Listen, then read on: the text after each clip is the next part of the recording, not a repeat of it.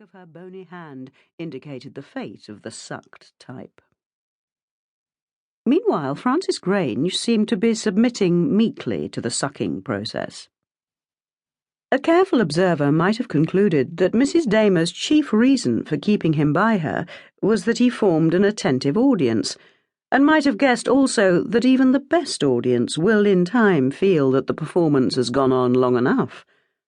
But Mr. Grange was still sedately enjoying the first act. "This is peculiarly interesting to me," Mrs. Damer was informing him. "It would be hypocritical to pretend that any one of us is overwhelmed with grief at the removal of Miss Pongleton, though of course we all deplore the horrible nature of her end. The criminal type is one which I have in the past studied intensively.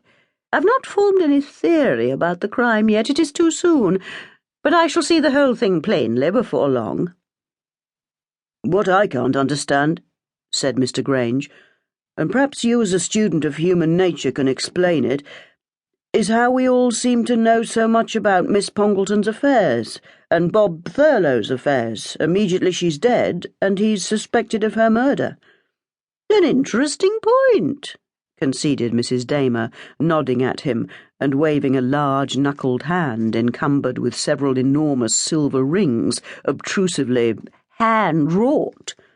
"It's partly due to the fact that our interest is now concentrated on these figures, and automatically we rake up from our minds any scraps of information about them which may have lodged there unnoticed.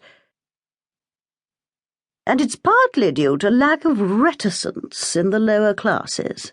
That poor child Nellie has been blurting out the whole story of the brooch to anyone who would listen to her." "I suppose that's it. That brooch affair makes the whole case against Bob Thurlow look pretty black, I must say. And his being on duty in the station, too." "Ah!" Mrs. Damer gloated over Mr. Grange's uncritical acceptance of the obvious. "That's just the sort of coincidence that leads the police astray in these murder cases. You must consider all the probabilities. An underground station, to begin with. Anyone might be there. An ideal scene for a murder. Then Miss Pongleton's character. She was a hard old woman, without doubt. She was reputed to be rich. She was secretive and revengeful. She may have had hundreds of enemies. She was just the kind of apparently respectable old lady who may have had a questionable past." "But really," Mr. Grange protested, "isn't that going a bit too far? I mean about her past. You don't know anything." "You mustn't take me too literally, Mr. Grange. As a novelist, I'm surveying the possibilities of the situation." "And then, about the place of the murder," Mr. Grange went on.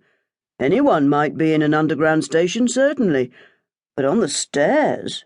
The stairs at Belsize Park, too. Why, it's the deepest of the lot, next to Hampstead.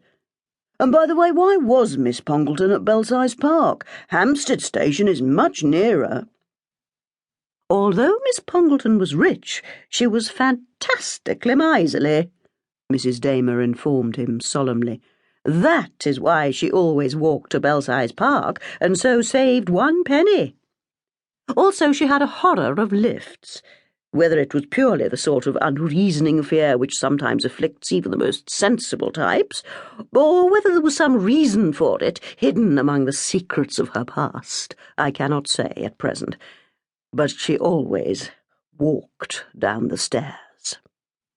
"Perhaps she just disliked the sensation of leaving one's stomach behind," Mr. Grange suggested.